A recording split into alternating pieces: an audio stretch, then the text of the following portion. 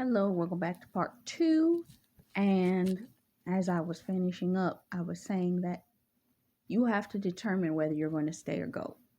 Your relationships are going to be tested in such a way that you may find what the enemy is going to do is he's going to start tapping the people around you.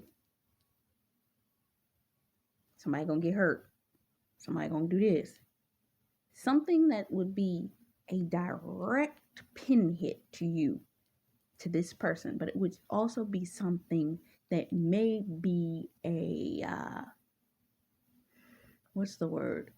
Crippling blow, meaning what the enemy's intent is to keep you in the location that you're at.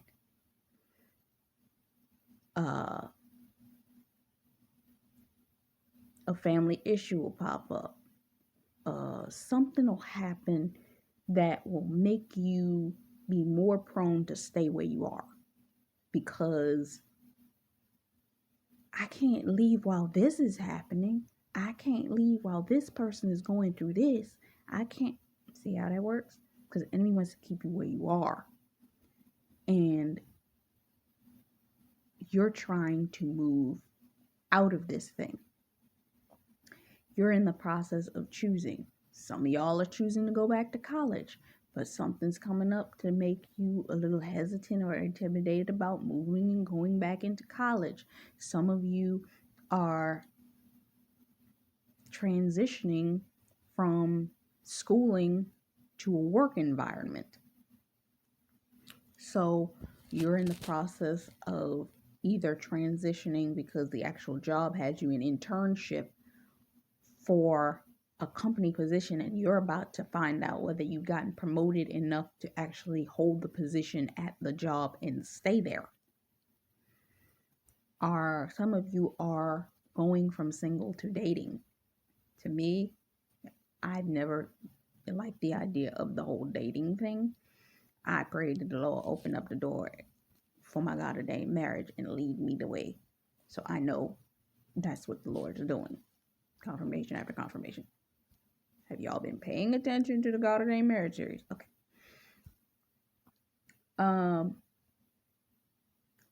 Marriage, motherhood, and fatherhood. Some of y'all are preparing for the fact that y'all gonna get married and you gonna have babies. So you're gonna be switching from being single to being married. Some of you are transitioning from being just married into the transition of baby bottles, diapers, doctors, pediatricians, dogs, all this kind of stuff. Yeah. So you're in a transitionary phase.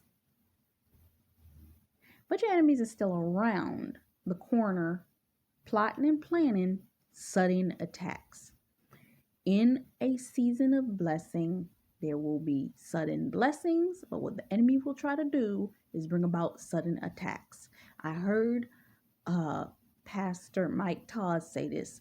What happens is Jezebel recognizes that a blessing is coming. So she is going to immediately do a pinpointed strike assault blow that's going to hit you immediately before you move or immediately after you get where you're going.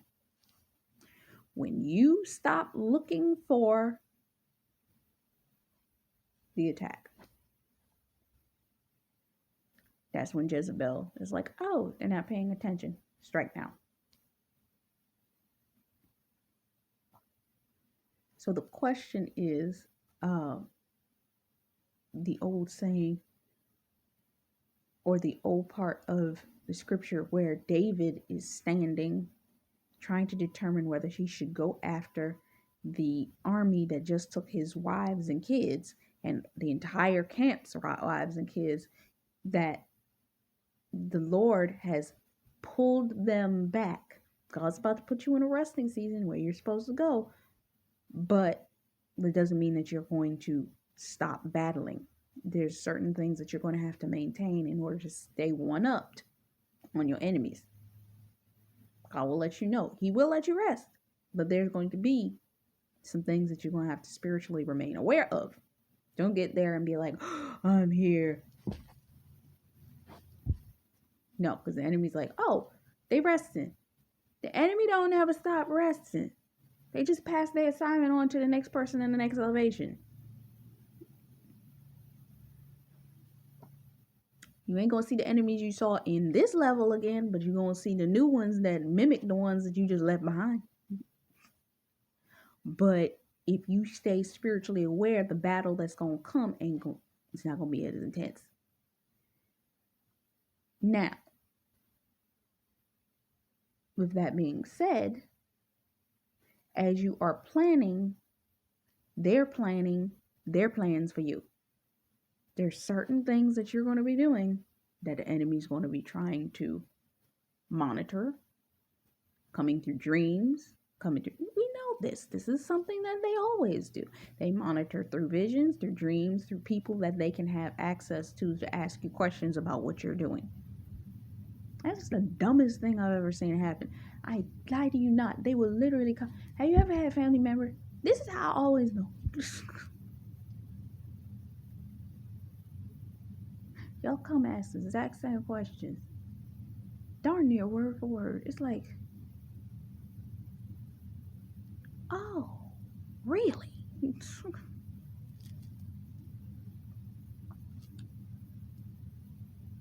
Sometimes you get a heads up of the enemy's plot ahead of time. Ever have dreams where an entire situation and scenario play out and you're looking at it like, oh my God, was that a nightmare or was it a dream? Then you find out 2 weeks later, oh my God, God was telling me that in that dream. Heads up, visionary, seer. God showed you. David, when the enemy left behind the sick soldier, sometimes the Lord will allow your enemies to slip up. They will leave behind just enough clue. And sometimes it's a person they'll leave behind. That person has enough enemies. They done betrayed this person, okay? This person's done been betrayed. Left behind when they thought that they weren't. And that person's like, oh, so y'all left me in the hands of our enemies. And our enemies sat up there and nursed me back. I'm telling everything. They sing like a canary. Tell you everything. Because what? God will make your enemies your footstools. These people will tell you exactly what you need to know in order to prepare you for what it is that you're walking into. God will literally send scenarios that look bad but are actually a blessing in disguise in order to get that person to speak and tell you exactly what you need to know in order to prepare you for what? Let me pause and say this here. Some of y'all, yeah, I'm pointing at you. Some of y'all, that the Lord done told you to go look at something. Watch a movie. Watch a video. Watch a TV show. Watch something. And because it has something demonic on it, or because it has something that you wouldn't normally, as a Christian, oh, I can't do that. God said, look at that. And you're like, God, I can't do that. Get out of your holier than thou self-righteousness and do what God told you, because he will use the foolish things to confound the wise, because the very answer you're looking for will be in the very thing that you refuse to look at. Because you sitting there, it's blasphemy, it's not of Jesus, it's oh my God. God will say, somebody made this great point. It's like, God is the ultimate creator. All vision, dreams, and all of these kinds of things come from God. What happens is the enemy snatches it and perverts it. Sometimes what the Lord will do is use that to give you clues of the enemy's plots and plans. Oh, I can't watch an action movie, thriller, suspense, sci-fi, something or other because there's something demonic in that. Maybe the Lord's showing you the way that the demons work. Maybe he's showing you the way that the witches operate. But you're too holier than thou to look at it in order to see how they operate, because I gotta only look at the Bible. but you're getting attacked by a witch and you're crying out to God, God, why won't you show me what they're doing? What you doing? It's like, I just tried to show you, but you won't look at it.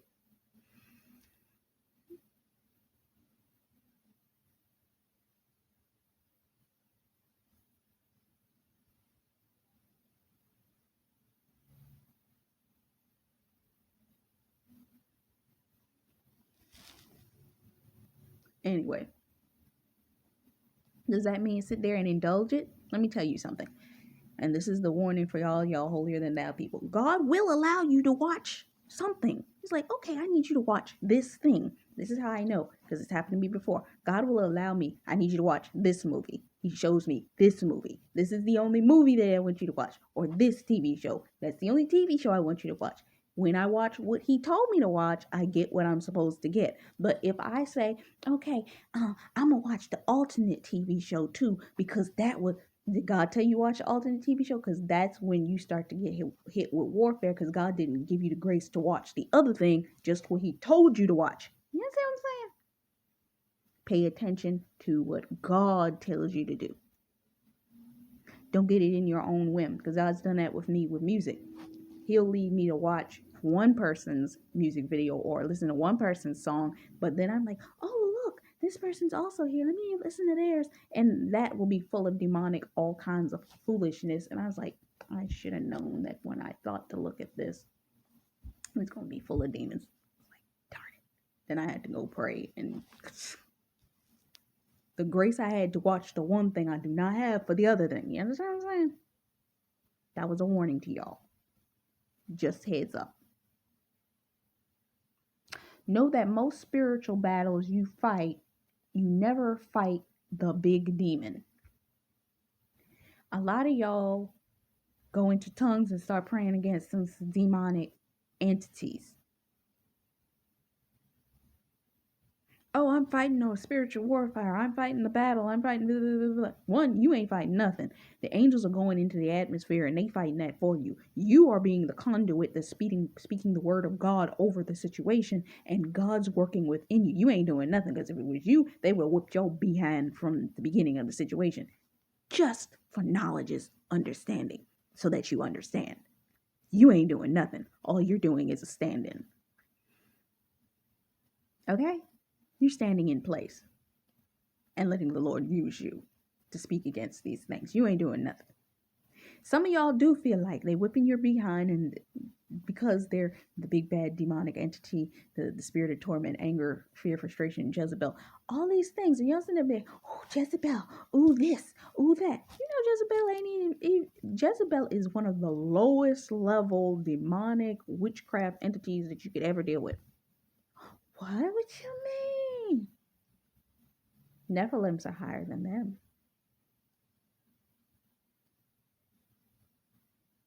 The seedy demons that operate in this world are...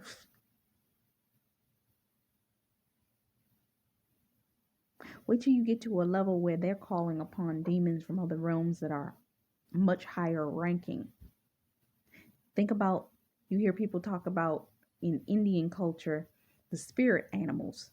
Do you understand that the animals or the animalistic spirits that are in operation have more power than the regular demons that you just deal with on a regular day-to-day? Oh, you don't know that. Oh, I watched an entire teaching from Apostle Pagani that talked about the rankings of the demons and Nephilims and all of this kind of stuff. Honey, the things we deal with ain't even... We dealing with lower level stuff. You ain't hit the upper level stuff. That stuff will really knock you out.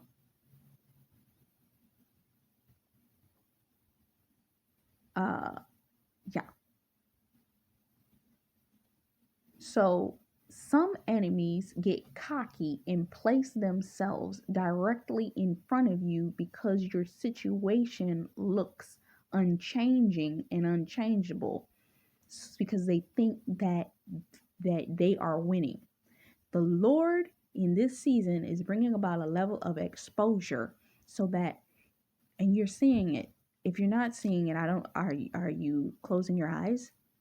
Have we not seen the commercials on television with straight demon subjects in them? You ever seen the Match commercial? Go look look up the Match commercial where it looks like Taylor Swift or somebody that look like Taylor Swift is on a date with the devil. Or when Lil Nas X came out with them shoes with, I think, either Nikes or Adidas that had the blood in the shoe. Or it may have been Adidas that literally had a commercial that had the Baphomet symbol in it. What? What? Oh, wait. Blatantly in front of your face.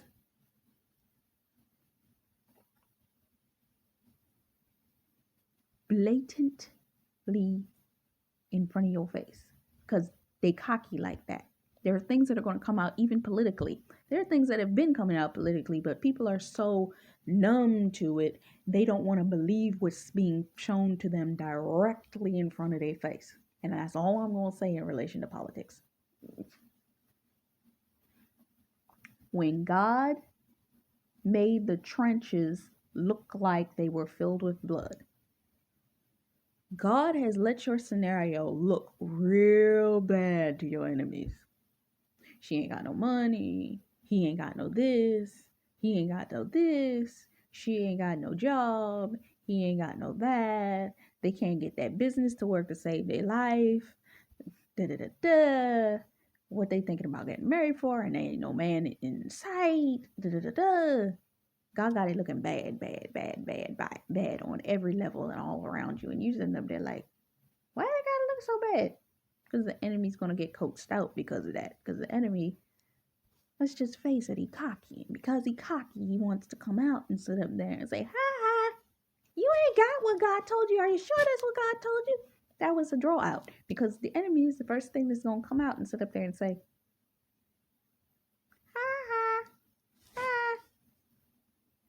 come right out in front of you because they cannot help it.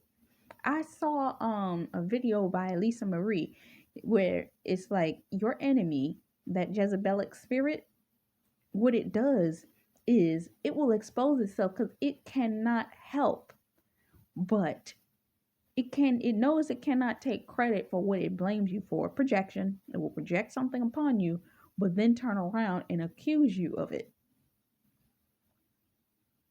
And that's because the enemy wants credit.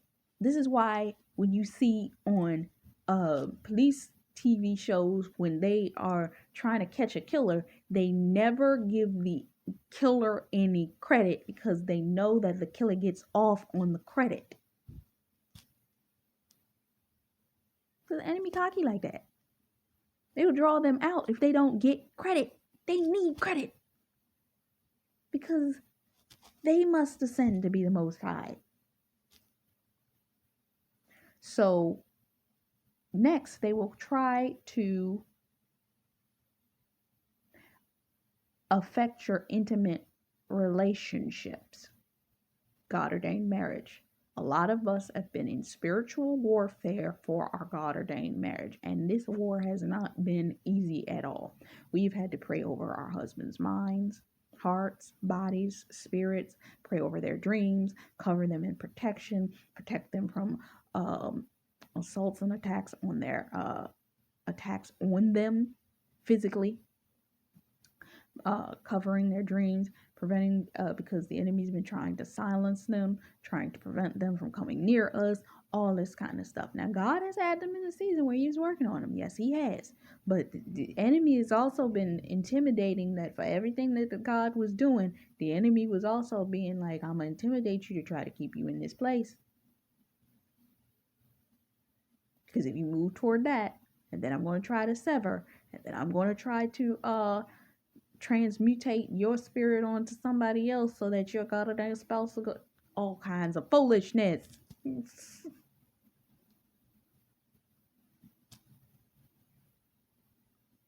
Why? In order to bring confusion to your relationship.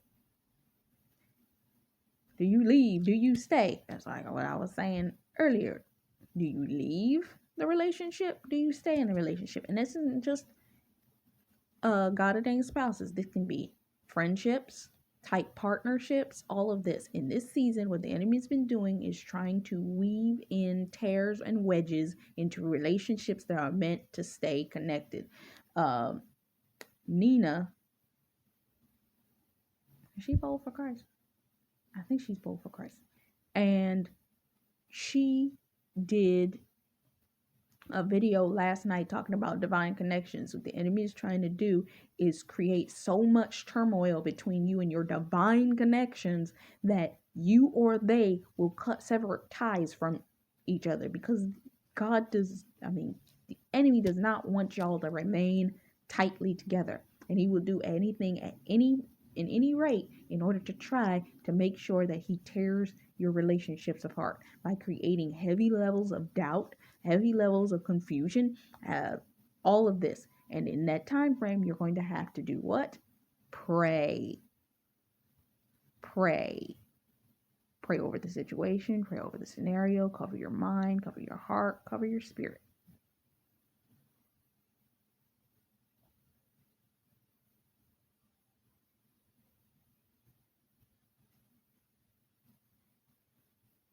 Because it is time you must leave your mother and father's house and cleave unto your spouse. Hold on. Be right back.